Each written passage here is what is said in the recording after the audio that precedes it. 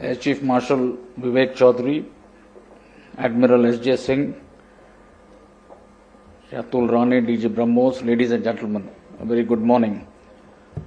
It's indeed a pleasure and a proud occasion to be present here to commemorate the silver jubilee of BrahMos joint venture. I think the need for self-sufficiency in critical technologies and investment in research and development has been a strategic imperative for us. And this has emerged as a consequence of the recent geopolitical developments in the international security canvas, and more specifically as a result of the ongoing conflict in Europe, as one of the speakers earlier mentioned. I think it is to the credit of our scientific community, our R&D professionals and production partners that we embarked upon a roadmap to give effect to our desire to have this capability in the domain of cruise missiles years ago. It was a pursuit driven by correct strategic foresight at that point of time and congruent to the then security needs of the nation's progression. Today, as we are aware, the nation is at the cusp of transformational changes. We are witness to the growing stature of our country in the international environment and higher expectations from the world community. Concurrently, our promising economic growth, progress and development and the growing aspirations of our people all reflect a confident optimism of a rising nation. Due to our legacy issues of unsettled borders and related security challenges, possession of strategic deterrence instrument in our case is essential. And as we heard, the three services of the Indian Armed Forces as users of the BrahMos missile system now stand enabled to not only effect deterrence but be able to respond robustly when required in the tactical domain. But in the larger perspective of the region, we are witnessing a discernible shift in the global power play, and I am here referring to more in the Indo-Pacific region. Our strategic location astride the vital sea lines of communication propel us as a key player in this region or the Indo-Pacific contestations. The evolution of region-specific security architecture is testimony to the increased opportunities, responsibilities as well as challenges for us in these expanded strategic horizons in the future. And here it is the weapon systems such as BrahMos are therefore vital instruments to protect our national interest.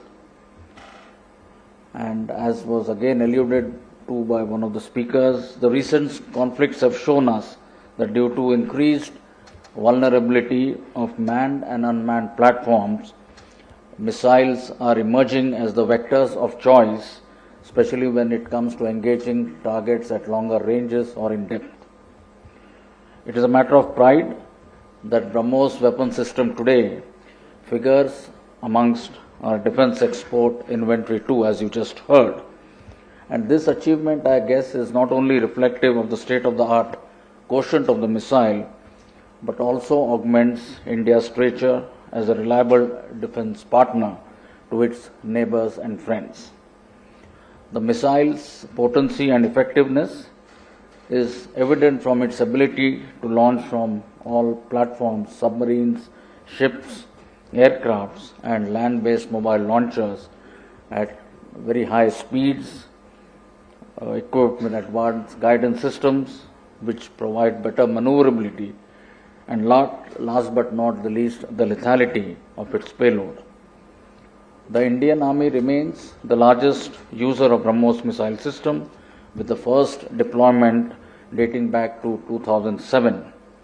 And this force multiplier, I must say, has profoundly enhanced our long-range precision strike ability.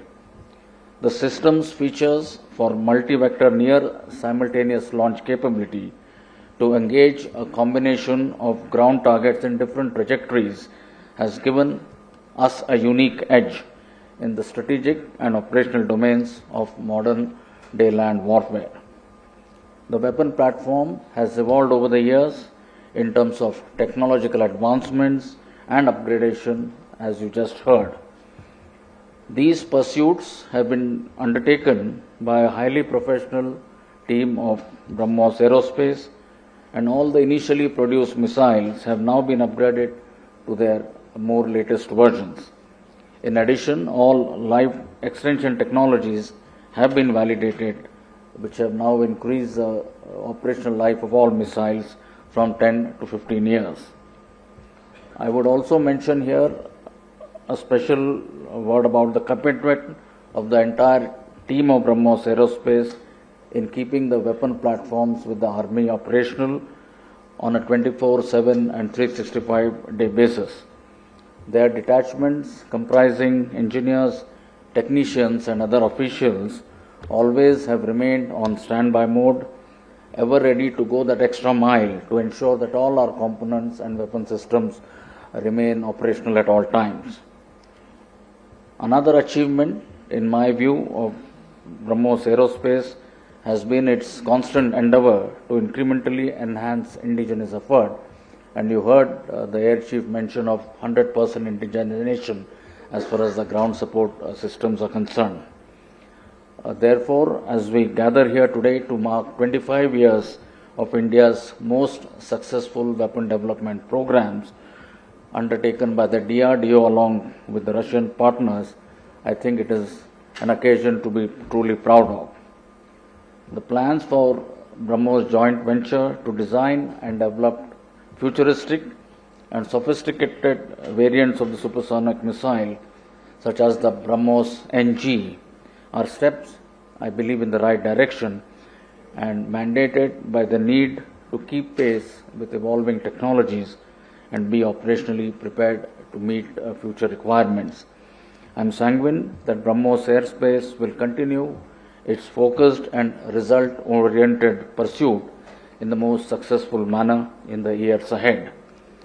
I compliment and congratulate the joint venture, its associated partners, the DRDO, and scientists for giving shape to the BrahMos missile program and setting such high standards in the long-range vector domain of the defense industry. I wish them the very best in their future efforts. Thank you and Jai Hind.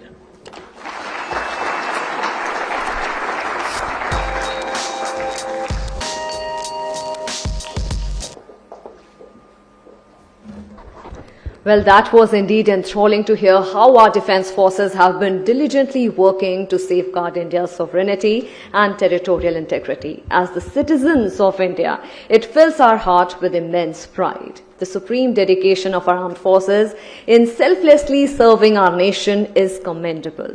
And how can we let our dedicated defense forces go without any acknowledgement and thanks from our end? So please let me allow to call on stage Shri Atul Dinkar Rane, DG BrahMos DRDO and CEO and MD BrahMos Aerospace, and Dr. Sanjeev Kumar Joshi, Deputy CEO BrahMos Aerospace, for the felicitation ceremony.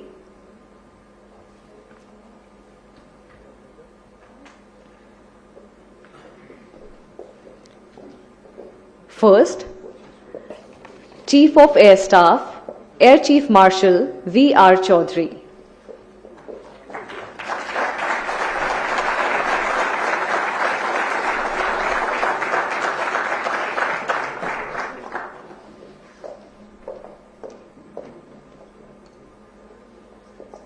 Chief of Army Staff, General Manoj Pande.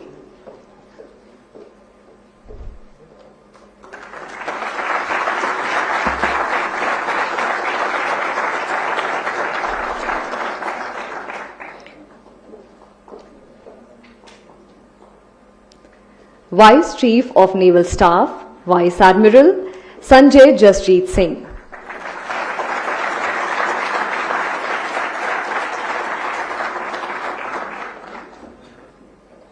And before moving ahead, I would request Dr. Sanjeev Kumar Joshi to to kindly come for the vote of thanks to all the dignitaries present here.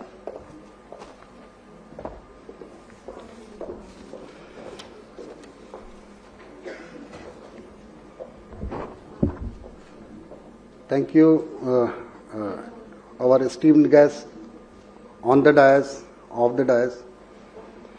Actually, I want to tell you about when we were starting our Silver Jubilee celebration. We were thinking how to go for. So we thought better we should start with You Just Meet, because that's how the tagline of Aap Se Hum hai. Today we want to be whole BrahMos, whole